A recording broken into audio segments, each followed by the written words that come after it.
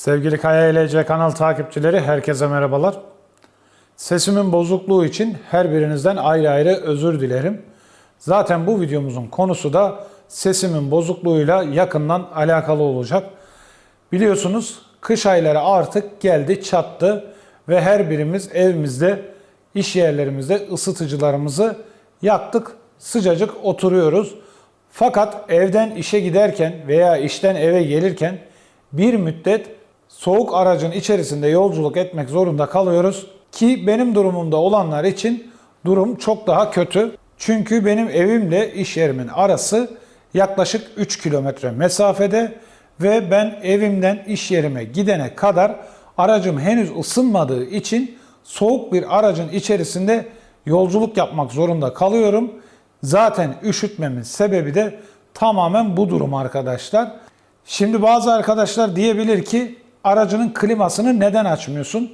İnternetten araştırmasını yapabilirsiniz. Ben acaba yanlış mı kullanıyorum diye internetten araştırmasını yaptığımda da gördüm ki araç klimaları ev klimaları gibi ısıtma işine yaramıyor arkadaşlar. Yani araç klimaları aracımızın içerisini ısıtmıyor. Sadece yaz aylarında aracımızın içini soğutmaya, kış aylarındaysa aracımızın içerisindeki nemi almaya yarıyor. Camlarımızın buz tutmaması ve buğulanmaması için. İşte bu videomuzun konusu da tamamen araca biner binmez aracımızın içini ısıtmaya başlayacak 12 voltla çalışan bir araç ısıtıcısı yapımı olacak arkadaşlar. Dilerseniz daha fazla lafı uzatmadan hemen bu araç ısıtıcımızın yapımına başlayalım. Fakat ondan önce her zamanki gibi kanalımızın gelişimi açısından ufak bir sponsorluk reklamımız var. Onu izleyelim. Daha sonra da Kaya LC farkıyla, hesaplarıyla, kitaplarıyla ve kolayca öğreneceğiniz bir şekilde hurda malzemelerden araç ısıtıcısı nasıl yapılır? Hep birlikte onu görelim. GLC PCB firması gördüğünüz gibi arkadaşlar çok profesyonel baskı devreler yapabilen bir baskı devre firması.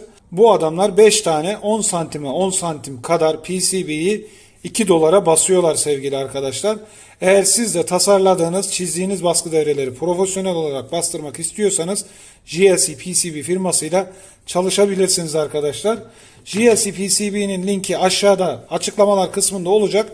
Linke tıklayıp o link üzerinden siteye çizdiğiniz baskı devrelerin Gerber dosyasını yükledikten sonra siparişinizi dört dörtlük bir şekilde GLC PCB firmasına verebilirsiniz. Sevgili dostlar, öncelikle sizlere araç ısıtıcımızın yapımı için neler gerekli onlardan bahsedeceğim. Bakın burada gördüğünüz gibi bazı saç kurutma makinelerinin hurdaları mevcut. İç rezistansları, motorları, fanları, dış kılıfları, ondan sonra içinin yanmaz malzemeleri falan hepsi burada. Daha önceden benim biriktirdiğim, sakladığım malzemeler. Burada da gördüğünüz gibi bir takım fanlar var arkadaşlar. 12 volt, 24 volt, küçüklü büyüklü fanlar var. Yine bu fanlarda hurdalardan söktüğüm çalışan fanlar arkadaşlar. Sizlere de şunu tavsiye etmek istiyorum. Eğer hurda malzemeleri değerlendirip bunlardan işe yarar bir şeyler yapmak istiyorsanız hurdalarınızı atmayıp biriktirin. Aynı zamanda da Kaya LC kanalına abone olmayı ve bildirimlerinizi açmayı unutmayın ki kanalımızı inceleyen arkadaşlarımız görecekler ki kanalda hurdalardan, işe yaramayan malzemelerden nasıl işe yarar şeyler yapıp aynı zamanda da teknik bilgiler verdiğimizi görecekler. Siz de teknik bilgileriyle birlikte bu hurda malzemeleri değerlendirip işe yarar malzemeler yapmak istiyorsanız lütfen kanalımıza abone olmayı ve bildirimlerinizi açmayı unutmayın. Şimdi isterseniz hemen bu malzemelerden nasıl bir araç ısıtıcısı yapacağız ondan bahsedelim. Arkadaşlar öncelikle bize gördüğünüz gibi burada bir saç kurutma makinesinin iç rezistansı ve rezistansı bir arada tutan, bizim ustalarımız balık pulu derlerdi ama bana göre sanki cam elyafı gibi bir malzeme, tam olarak ne olduğunu bilmiyorum ama yanmaz bir malzeme var bu saç kurutma makinelerinin içerisinde. Bu kısmını komple alacağız ve kendi yapacağımız araç ısıtıcımıza uyarlayacağız arkadaşlar. Bunu bir kenara ayıralım şöyle. Burada da yine aynı saç kurutma makinesinin içinden çıkan bir plastik huni var arkadaşlar. Bu huni işte sıcak havayı yönlendirmek için kullanılan bir malzeme. Biz de aynı amaçlı kullanacağız. Sıcak havayı bu malzeme sayesinde yönlendireceğiz. Bize bir de bilgisayarların hurdasından çıkan bir fan lazım olacak. Bu fanın ölçüsünü vermek istiyorum sizlere. Hemen şu kumpasımızı bir alalım. Bakın benim yapacak olduğum fan tam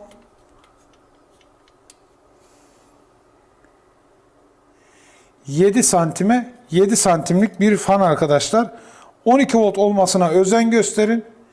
Eğer bir kamyonda, bir otobüste kullanacaksanız bu yapacağınız ısıtıcıyı, onların voltajları 24 volt olduğu için fanınızı da 24 volt olarak kullanmanız gerekecek. Aynı zamanda da yapacağımız hesapları 24 volta göre yapmanız gerekecek arkadaşlar. Neyse, fanımızı da şuraya koyalım. Bu saç kurutma makinesi ve fanlarımın hurdalarını koyduğum kutularsa daha önceden bazı marketlerden aldığım ayakkabı saklama kutuları arkadaşlar. Ben aldığımda bunlar çok ucuzdu. 3.95'e falan aldım ama şimdi herhalde 9-10 lira gibi bir paraya satıyorlar. Siz de bu tür kutuların içerisinde bu hurdalarınızı saklayıp daha sonra değerlendirebilirsiniz. Hemen şunları bir kaldıralım. Ve ısıtıcımızın yapımına geçelim. Isıtıcımızı yapmaya başlamadan önce bir takım hesaplar yapacağız. Çünkü ben yaptığım araştırmalar neticesinde öğrendim ki yeni nesil araçların çakmaklık çıkışları en fazla 120 watt güce kadar destekliyor. Bu şu demek oluyor: 120 wattın üzerinde güç harcayan bir cihazı aracın çakmaklık çıkışına bağlarsanız aracın çakmaklık tesisatındaki sigortası atacak demektir. Biz de onun için çakmaklığa takacak olduğumuz ısıtıcıyı en fazla 120 watt gücünde yapabiliriz demek oluyor. 120 watt gücündeki bir cihaz watt formülünden hesaplayacak olursak, daha önceden wattın ne olduğunu anlattığım bir videom vardı. Bayağı da ilgi gördü arkadaşlar. İzlemek isteyen arkadaşlarım varsa eğer ekranın sağ üst köşesinde linki gelecektir.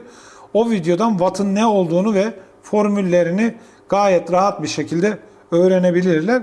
120 watt formülünden, watt formülü şudur: voltaj çarpı akım arkadaşlar. Bir cihazın kaç watt güç harcadığını öğrenmek istiyorsanız cihaza uyguladığınız gerilimi, yani voltajı çarpı o cihazın çektiği akımla cihazın gücünü bulabilirsiniz. Bizim voltajımız belli. Araçta kullanacağımıza göre 12 volt bir voltajımız olacak. Watt eşittir 12 volt çarpı soru işareti. Yani yapacağımız ısıtıcının kaç amper çekeceğini bilmediğimiz için akıma soru işareti koyuyorum. Akımı eğer buradan çekecek olursak watt bölü voltaj, o da eşittir bize akımı verecek arkadaşlar. I diyelim buraya.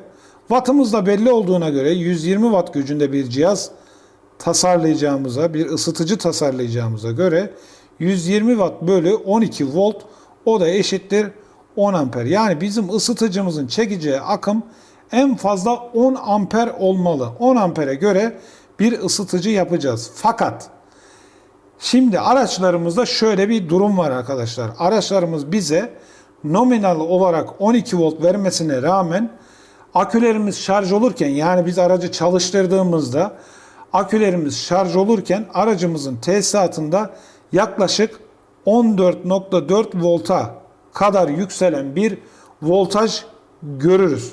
İşte bu 14.4 voltluk voltaj yükselmesi, eğer biz hala 10 amperde çalışan bir ısıtıcı yaparsak 14.4 volt çarpı 10'dan 144 watt'a denk gelecektir arkadaşlar. Bu da biraz önce dediğimiz gibi 120 wattlık gücü olan çakmaklık çıkışımızın sigortasının artmasına sebep olacaktır. Onun için biz 14.4 voltta kaç amper çekeceğimizi, yani maksimum voltajda kaç amper çekeceğimize göre bir ısıtıcı yapmamız lazım. O da 120 bölü 14.4 volttan eşittir I akım, yani eşittir 8.3 amper olacaktır arkadaşlar. Yani biz yapacağımız ısıtıcıda maksimum 8.3 amper akım çekmemiz lazım. Şimdi peki 8.3 amper maksimum akım çekebilecek bir rezistansın boyutları acaba ne ola ki? Şimdi işte bunu hesaplayacağız. Burada da Ohm yasasından faydalanacağız arkadaşlar. Ohm yasası elektriğin ve elektroniğin temel yasalarından biridir sevgili arkadaşlar. Öğrenmekte fayda var.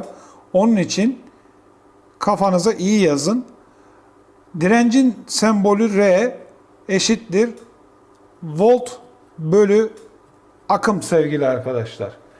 Yani bir rezistansın direncini bulmak istiyorsak o rezistansa uygulayacağımız voltaj bölü o rezistans üzerinden geçireceğimiz akımı hesapladığımız zaman bize rezistansımızın olması gerektiği direnci verecektir. O da şu, işte biraz önce ne dedik? 14.4 volt bölü 8.3 amper dedik arkadaşlar. 14.4 voltu 8.3 ampere böldüğümüzde 1.73 ohmluk bir rezistansımız olacak. Bu değer çok düşük bir değer olduğu için muhtemelen biz rezistans telimizi 12 volt akümüze bağladığımızda çok fazla kızaracağı için bizim buradaki kullanacağımız plastik aksamlara zarar verme ihtimali var arkadaşlar. Ondan dolayı biz bunu şöyle yapalım. Buradaki rezistansımızı iki parça halinde saralım. Çünkü zaten burada da saç kurutma makinelerinde de öyledir. İki hat halinde sarılmıştır bunlar. Birinci hat şu, ikinci hat hemen yanından geçer. Biz de ikiye bölelim bunu. İkiye bölmemiz demek şu demek: 8.3 amperlik akımımızı 4.15 amperlik akım geçirecek rezistans tellerine bölmek demek. Biz de onu hemen şöyle 4.15 yaptığımızda arkadaşlar bize eşittir 3.46 ohm gibi bir ohmaj değeri verecek arkadaşlar. İki rezistans teli bize. 3.46 ohmluk 2 adet rezistans telimiz olursa elimizde bunların toplam çekeceği akım 8.3 ampere denk gelecektir. Paralel bağladığımızda. Hemen bu saç kurutma makinemizin rezistansını koruyan ve bir arada tutan bu kısmı sökeceğiz, rezistansımızı. Buradan sökelim ve bunun yerine gördüğünüz gibi iki katman halinde sarılmış bir rezistans teli var. Bu saç kurutma makinelerinde birincisini çıkardım. Bu teller 220 volta göre ayarlanmış tel dirençleri rezistansların. Çünkü bunlar saç kurutma makineleri biliyorsunuz şehir şebekesinde evimizdeki prizlerde çalışıyor. 220 voltla çalıştığı için ona göre ayarlanmış rezistans telleri. Yani 12 voltta bu telleri ısıtmanız mümkün değil. Tekrar bir hesap yapmanız lazım. Şimdi isterseniz kullanacak olduğumuz rezistans telinin direncini bir ölçelim. Bakın şu şekilde. Şuradan ölçtüğümde mesela ne görüyoruz? Bir bakalım. 2.7 ohm, 2.5 ohm falan. Biraz daha uzaktan ölçelim. Evet, 4.1 ohm, 4.2 ohm. Biraz yaklaşalım. Evet arkadaşlar, gördüğünüz gibi 3.8, 3.7 ohm falan. Hemen şuradan kesiyorum telimi.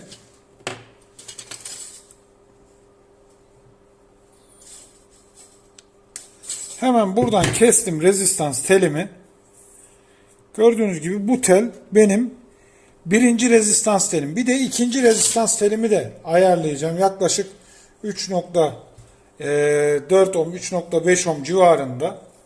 Hemen diğer telle eş boyda yaklaşık bir tel keselim ve bakalım.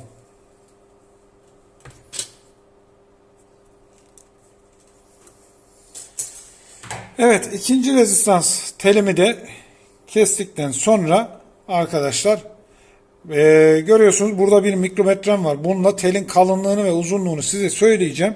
Siz de dilerseniz ona göre kendi rezistans telinizi isterseniz hurdadan, isterseniz yeni bir rezistans teliyle sarabileceksiniz. Bakalım.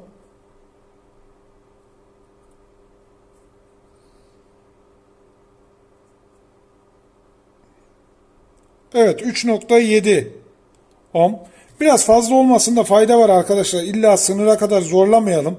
Zaten 120 watt dedik. 120 wattın hepsini kullanalım diye bir şey yok.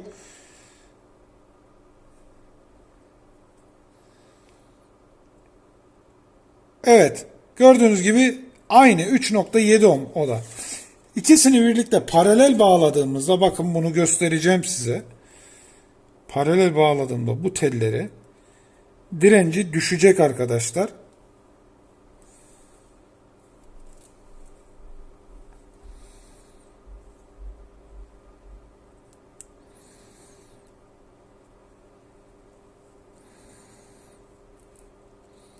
Dirençler paralel bağlanırsa içinden geçecek olan akım ikiye bölünüp rahat akacağı için yapacağımız düzeneğin toplam direnci daha düşük olacak. Yani birazdan göreceksiniz şimdi. Paralel bağladığımda bakın.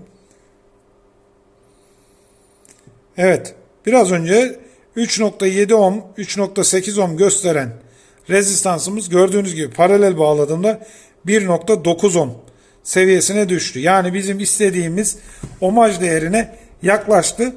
Ohmajımız artarsa bizim içinden geçecek olan akımımız biraz daha zor geçeceği için akım düşecek ve bizim sistemimizin wattı da düşecek dolayısıyla. Şimdi rezistans tellerimizi ayıralım.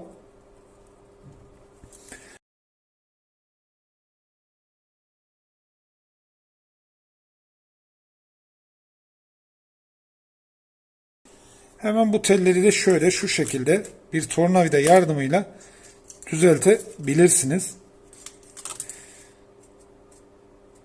Gördüğünüz gibi. Birinci telimizi düzelttik. Hemen ikinciyi de düzeltelim ve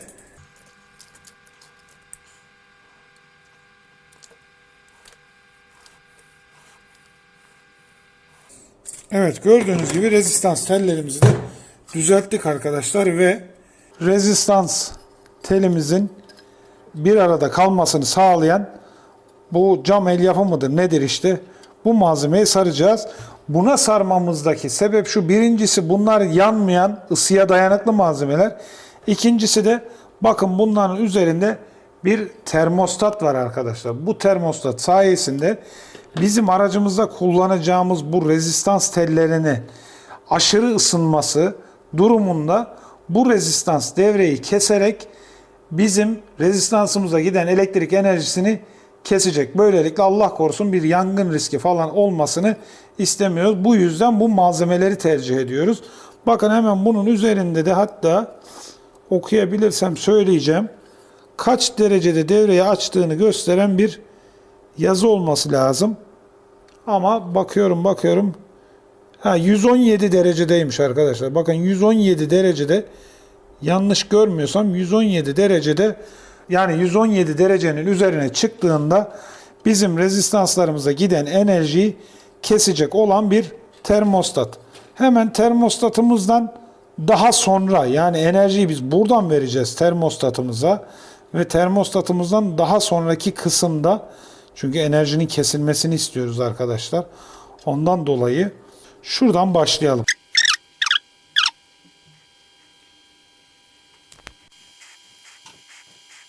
Telimizi bu şekilde sardıktan sonra bir tur birinci basamaklardan geçiriyoruz. Ve bir sonraki başlangıç noktasına geldiğinde bir atlayıp sarıyoruz arkadaşlar. Bir atlıyoruz. Çünkü o aradan birazdan diğer rezistans telimiz geçecek. Onun için bir atlayarak yapıyoruz. Hemen buradaki telimizin ucunu da getirip şu bağlantı noktasına takıyoruz. Hatta şöyle yapalım. İkişer atlayarak da gelebiliriz. Çünkü bağlantı noktasına yetişmedi. Şimdi hemen ikinci telimizi saralım. Şimdi biz sarma payını burada unuttuk aslında arkadaşlar. Yani telin buralara saracağımız payı unuttuk. Siz isterseniz telinizi biraz daha uzun bırakıp buradaki bağlantı noktalarını hesaba katarak ona göre kesin ki benim gibi telinizin direnci daha da düşmesin. Gördüğünüz gibi benim telim biraz kısalmak zorunda kaldı bağlantı noktalarını hesaba katmadığım için. Şimdi hemen bu bağlantı noktalarından geçirdik telimizi ve ikinciyi de paralel olarak buraya bağlayacağım. Fakat bakayım şöyle bir tur attırdığımda yetişiyor mu? Evet, yetişti. Şimdi şuradan birbirine paralel bir şekilde bağlayacağım bu telleri. Siz dediğim gibi bağlantı noktalarının uzunluğunu hesaba katmayı unutmayın.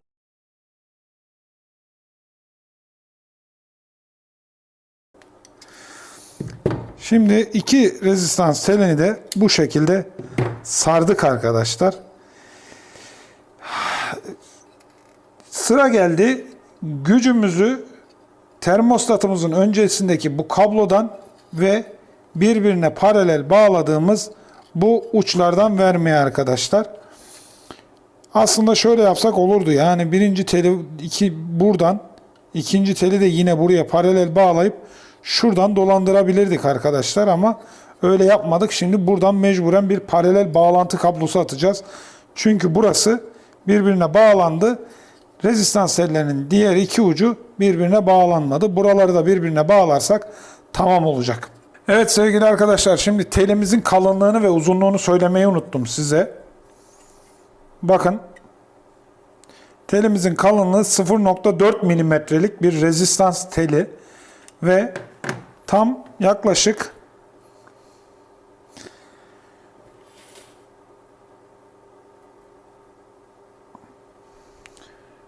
gördüğünüz gibi 4 ohm civarında, 3.8 ohm, 3.7 ohm civarındaki bir rezistans telimizin uzunluğu da 30 santim ve yaklaşık 40 santimetrede telimizin uzunluğu arkadaşlar. 39 santim falan geldi. Siz 45 santim olarak ele alın. Bağlantı paylarıyla birlikte uçlarını kıvırdık ya bağlarken. 45 santim olarak ele alıp 12 voltluk bir ısıtıcı yapabilirsiniz bu şekilde. Şimdi şu uçlarını bir paralel bağlayalım rezistansların ve daha sonrasında da bir voltaj verelim.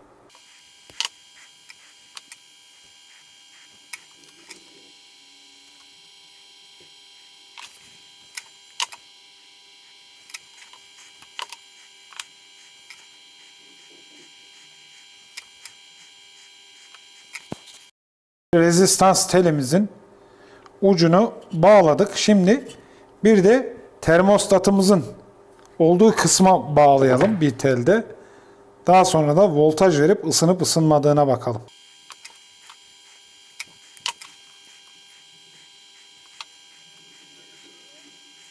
Evet, rezistans telimizin kabloları hazır arkadaşlar. Uçlarını açalım ve voltaj verelim. Evet, şu an uçlarını da açtık ve hemen 12 voltluk akü getireyim ve bir deneyelim. Evet sevgili dostlar, şu an gördüğünüz gibi ortam sıcaklığı 18 derece civarında ve rezistansımın bir ucu aküye bağlı, diğer ucu ise elimde. Burada gördüğünüz ölçü aletim derece ölçme kısmında proplarımla gördüğünüz gibi burada sensörümün ucu şu an rezistansıma temas eder vaziyette. Akünün diğer ucunu bağlıyorum ve bakın hemen ısı nasıl da hızlı bir şekilde 45-50 derecelerin üzerine çıktı arkadaşlar. Şu an üfleyen bir fan olmadığı için ben hemen enerjiyi kestim ve gördüğünüz gibi bu dereceleri 12 voltluk bir aküyle sağlamış olduk. Tıpkı sizin arabanızda, aracınızda yapacak olduğunuz gibi sevgili arkadaşlar. Şimdi bu yaptığımız düzeneyi hemen biraz önceki gösterdiğim bu huninin içerisine yerleştireceğim. Güzelce yerleştireceğim. Ve sıkı bir şekilde huninin içerisine itiyorum. Burada kalan fazlalıklarını da keskimle şu şekilde kesip alacağım. Ki fanıma temas etmesin bu fazlalıklar. Gördüğünüz gibi keskimle bu fazlalıkları aldıktan sonra hemen şuraya bir çentik açsak diye düşündüm. Biraz büyük bir parça çentik açalım ki kablolarımız rahat geçsin oradan. Kablolarımızın geçeceği çentiği açtık. Kablolarımızı geçirdikten sonra hemen burada gördüğünüz fanı bunun üzerine sabitleyeceğim, yapıştıracağım ve daha sonra bir de üflerken bakalım kaç derecelere kadar sıcak hava üfleyecek bizim ısıtıcımız.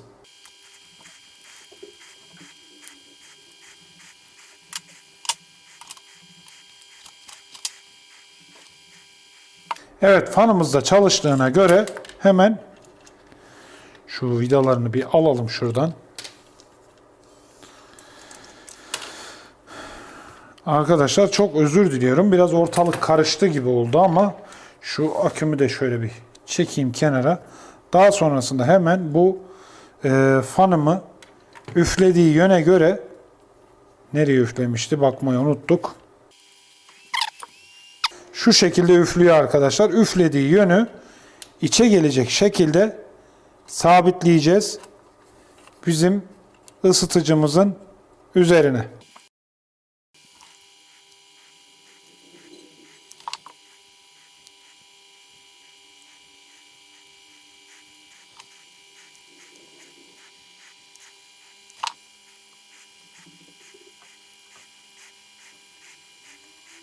Fanla birlikte rezistansımız hazır.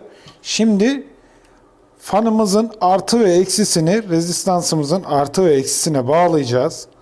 Fakat aküye verirken dikkat edeceğimiz nokta fanın artısı akümüzün artısına denk gelecek ki bazı fanlar artı ve eksi ters verilince bozulabilir arkadaşlar. Onun için bunu düz vermeye özen gösteriyoruz. Şimdi bakın.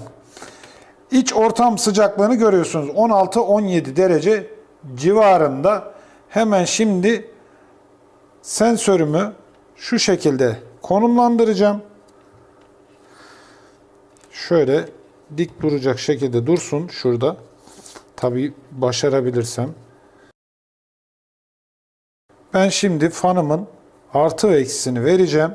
Daha doğrusu artık ısıtıcımın artı ve eksisini vereceğim. Ve bakalım kaç derece sıcaklığa kadar çıkacak bizim ısıtıcımız. Gördüğünüz gibi 23 derece oldu. 24 derece, 25 derece, 26 derece, 27, 28 derece. Aküm biraz zayıf olabilir. Akü kuvvetli olursa bu emin olun daha şiddetli üfleyecektir arkadaşlar. Bir akü voltajını ölçelim şöyle çekmeden elimizi. Aküden 26 derecede şu anda. Hemen bir artı ve eksiyi konumlandıralım. Sensör görmediği için sıcaklık düşüyor ama o aküm 7 volta düşmüş arkadaşlar. 12 voltta olsa çok daha sıcak bir şekilde üfleyecek demektir bu bizim fanımız. Bakın 7 volta düşmesine rağmen sensöre tuttuğumda hemen 25 derece, 26 derece, 27 derece, 28 derece, 30'u görelim. Keseceğim arkadaşlar. Çünkü aküyü riske etmek istemiyorum. Tamamen boşaltıp ölmesin. Gördüğünüz gibi 31-32 derecelere çıktı. Dolu bir akü bulamadığım için güç kaynağımla denemeye karar verdim. Güç kaynağım 14,5 volt seviyesinde ayarla. Şimdi hatta bunu 14.4 volt seviyesine getirelim. Tam aracın aküsünün dolma seviyesi olsun. Bunu da gösterebilmek için şu problarıma hemen ölçü aletimi bağlayacağım. Ve ölçü aletimi bağladıktan sonra gördüğünüz gibi 14.3 volt gözüküyor. Hatta ölçü aletimin ibresinde. Şimdi artıyı ve eksiği fanıma değdirdikten sonra arkadaşlar bakın hemen şurada serçe parmağımın ucunda sensörüm var. Gördüğünüz gibi 25, 26 derece, 29, 30, 31, 32 derece, 33 ve güç kaynağımda 12 volt seviyesine falan düştü. 7,5 amperlerde falan da bir akım çekiyor. 7,1 amper, 7,15, 14 değişiyor arkadaşlar. 36 derece oldu. Gördüğünüz gibi 36 derece gibi bir sıcaklıkta gayet güzel bir şekilde ısıtıcım üflüyor arkadaşlar. Gördüğünüz gibi güç kaynağımın da akım seviyesi yetmediği için gördüğünüz gibi 8 ampere kadar sınırlı benim güç kaynağım. Akım seviyesi yetmediği için arkadaşlar voltajı 12 volt seviyelerine düştü. Aracınızda böyle bir şey olmayacak. Çünkü aracınızın aküsü 60 amperlik 70 amperlik bir akü olacağı için böyle bir voltaj düşümü söz konusu olmayacak. Çok daha sıcak bir hava üfleyeceğinden emin olabilirsiniz araç ısıtıcınızın. Şimdi dediğim gibi ben video için acele ettiğimden biraz derme çatma bir şey oldu ama siz kendinize yapacak olursanız daha sağlıklı, daha güzel bir teknikle gösterdiğim hesaplamalarla güzel bir araç ısıtıcısı yapabilirsiniz. Bu bağlantı noktalarına bir araç çakmaklığı takarak çakmaklığınızdan çalıştırabilirsiniz. Ya da bundan daha kuvvetli bir ısıtıcı yapmak isterseniz aracınıza bir otoelektrikçisine ekstra bir tesisat çektirip tabii kalın tellerden yapılmış istenilen akımı karşılayabilecek bir elektrik tesisatı çektirip bu tesisatın üzerine de bir sigorta koydurduğunuzda istediğiniz hesapladığınız akımı verebilecek bir sigorta koydurduğunuzda bundan çok daha kuvvetli bir araç ısıtıcısı yapabilirsiniz. Evet sevgili Kaya ILC kanalı takipçileri, her zamanki gibi hurdalardan kullanışlı yeni bir ürün meydana getirdik. Bir videonun daha sonuna gelmiş olduk. Bu tür teknik ve bilimsel konulara ilgi duyuyorsanız ve merakınız varsa lütfen kanalımıza abone olmayı ve bildirimlerinizi açmayı unutmayın. Beğendiğiniz videolara like atmayı ve yorumlarda bilgi, deneyim, tecrübe ve fikirlerinizi lütfen bizimle paylaşmayı unutmayın. Yeni bir videoda, yeni bir projede görüşünceye dek hoşça kalın.